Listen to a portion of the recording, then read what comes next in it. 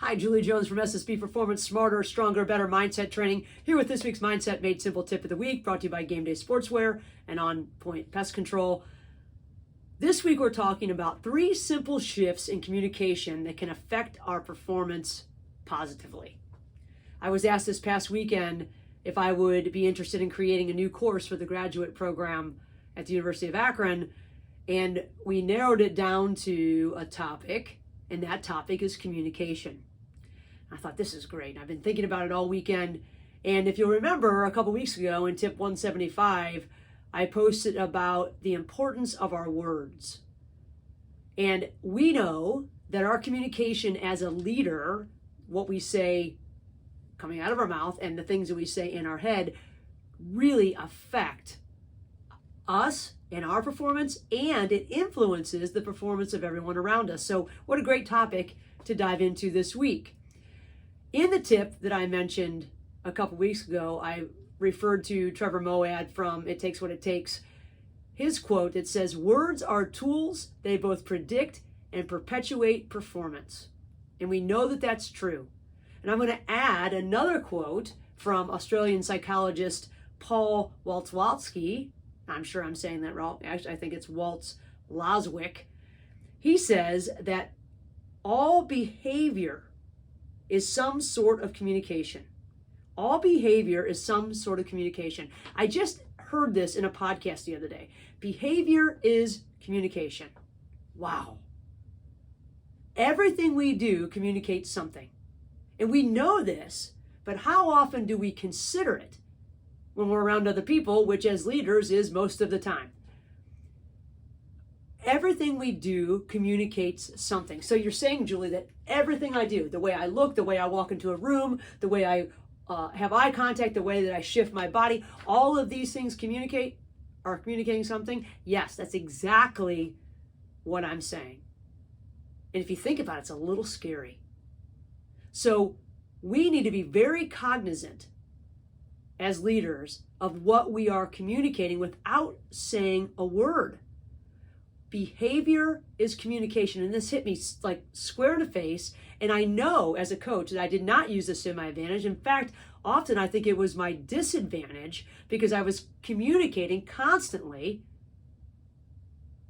and everyone around me picked up on these cues, and then they put their own meaning to it. So every time we cross our arms, every time that we avoid contact or make eye contact, every time we lean in or lean back, every time that we shift our weight when we're talking, all of these things are communicating something. We rarely think about what those things are communicating, but as we know, the inside game becomes an outside thing very, very, very easily. Our thoughts become things, and we are constantly sharing those with the people that we lead. And when I think about that, I realize that I need to be very, very, very more aware of the things that I'm communicating. I know that when I walk somewhere, I'm communicating something.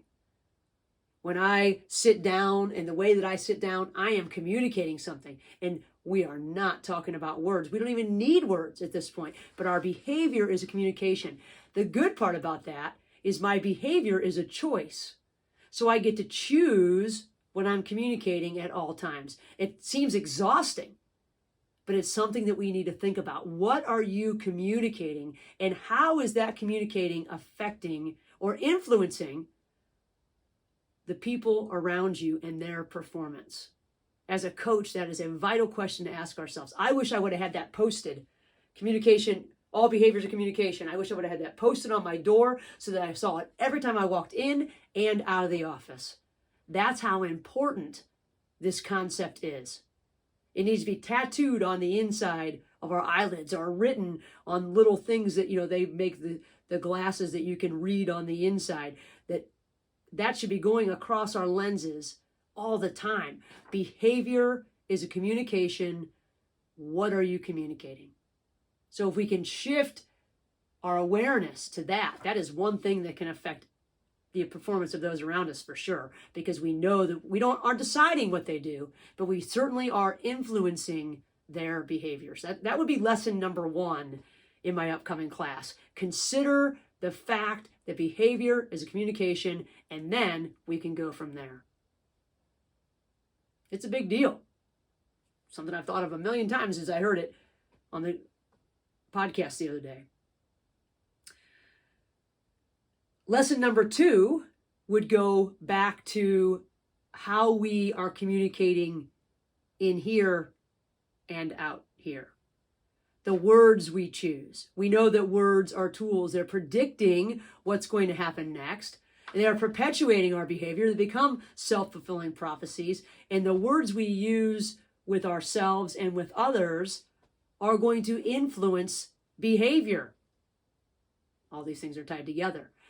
One simple shift in the words that we choose, one vital shift for leaders, is to add in the word yet. We've talked about this before, but it's been quite a while. But this word yet is a linguistic bridge between where we are right now and where we can go. I work with a high-level high jumper. He's going to be something as he continues to grow.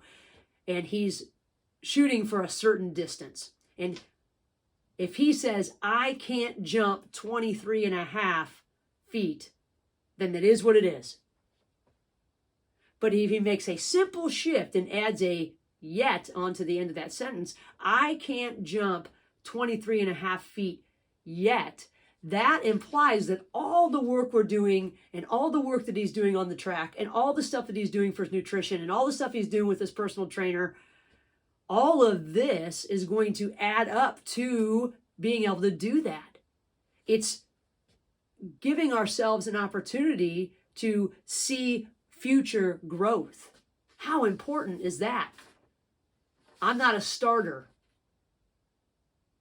or I'm not a starter yet. This is so important for athletes of today or new employees of today. I'm not getting the big projects, or I'm not getting the big projects yet. Which one is more motivating? Which one is more forward thinking? Which one gets us up and says, you know what? There's still something yet to come. Yet reframes our narratives, encourages a more positive and proactive approach to tough stuff. This simple word is a part of our journey in personal development, in growth. The power of yet can become a guiding force, reminding us that there's more to come. It's Carol Dweck's growth mindset in one simple word, yet.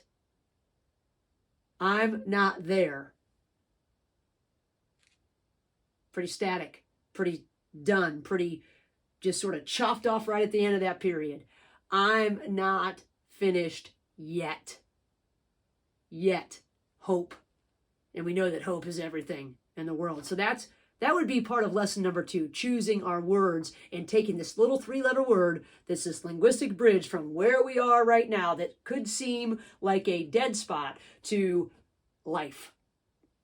Lesson number 2. Lesson number 3, back to what's going on in here. Ethan Kross, author of Chatter, says that we say in our heads 320 State of the Union addresses a day.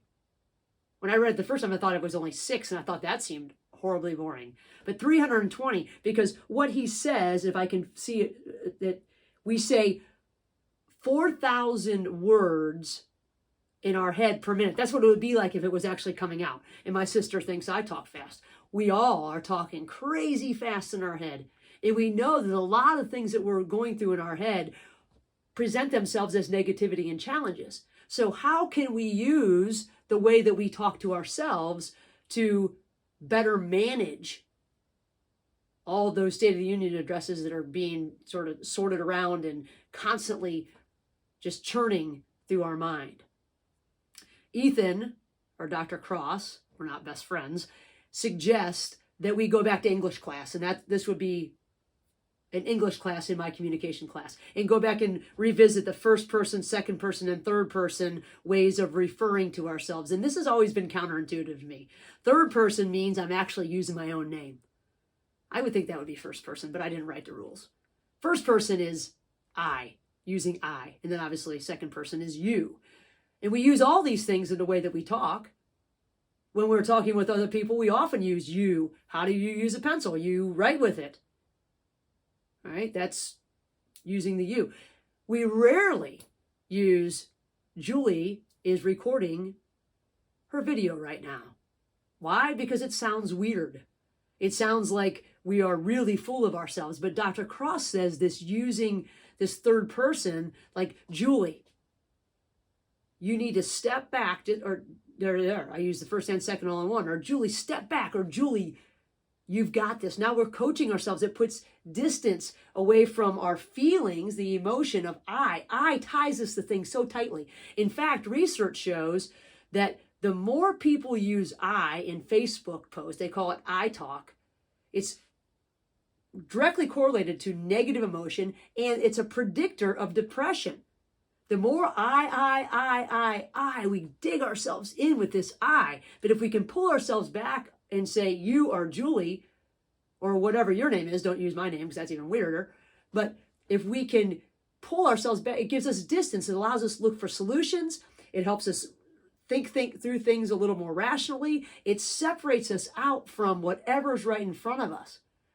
I feel whatever. Julie feels this.